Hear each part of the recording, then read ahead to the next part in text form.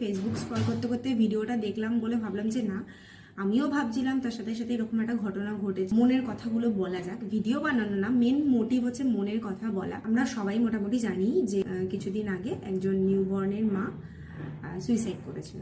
তো দেখো, সুইসাইড করার কারণ অনেক কিছু হতে পারে।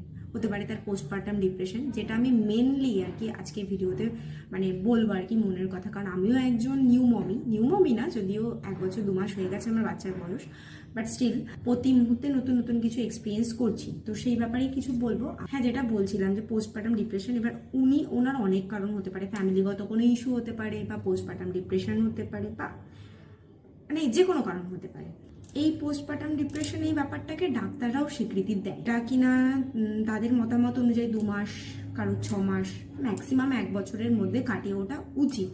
আর যদি ইনকেস কাটিয়ে এসে না উঠতে পারে, তাহলে সেই ক্ষেত্রে সাইকিয়াট্রিক বা ডক্টর দেখিয়ে বা ওষুধ খেয়ে মেডিসিন নিয়ে এগুলো ঠিকঠাক হয়। কিন্তু দেখো, আমিও একজন সদ্য বাচ্চার মাই বলতে পারো। তো সেই ক্ষেত্রে ডিপ্রেশন হ্যাঁ আমার এখনো হয়, আমি এখনো ডিপ্রেশনে ভুগি। আর এই ডিপ্রেশন যে কি জিনিস, সেটা একমাত্র যাদের সাথে হয়েছে বা যাদের সাথে হয় প্রতিনিয়ত, বা যারা ইন ফিউচার ফিল করবে, তারাই বুঝবে যে কি ভয়ঙ্কর জিনিস। আর এই ডিপ্রেশনের ক্ষেত্রে একমাত্র যা রোল থাকে সেটা হচ্ছে, মানে রোল বলতে যে সব থেকে বেশি সাপোর্ট করতে পারে সেটা হচ্ছে হাজব্যান্ড। এছাড়াও ফ্যামিলির প্রত্যেকটা মানুষের সাপোর্টের প্রয়োজন, বাট হাজব্যান্ড হচ্ছে মেইন রোল পালন করে এই ক্ষেত্রে।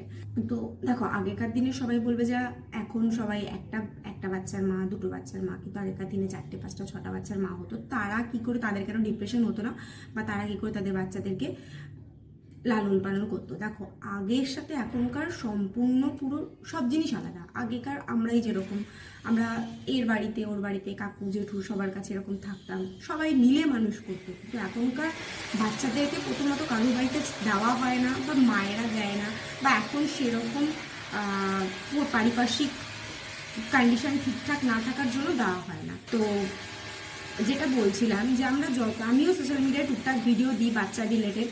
তো দেখবে যে সেখানে কত ভালোভাবে নিজেকে প্রেজেন্ট করছি, কিন্তু না, সবসময় এরকম ভালোভাবে প্রেজেন্ট হয় না। কখনো কখনো আমিও চিড়চিড়ে মেজাজের হয়ে যাই, রাগ হয়, বাচ্চার ওপরেও কখনো কখনো চিল্লিয়ে ফেলি। এগুলো একমাত্র যাদের সাথে হয় তারাই জানে, কেউই নিজে থেকে মানে ইচ্ছাকৃতভাবে এগুলো করে না।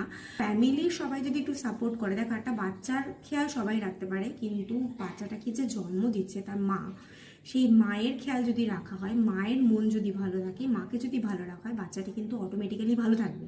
কারণ একটা বাচ্চাকে ফ্যামিলির সবার থেকে ভালো যে রাখতে পারে সে হচ্ছে মা।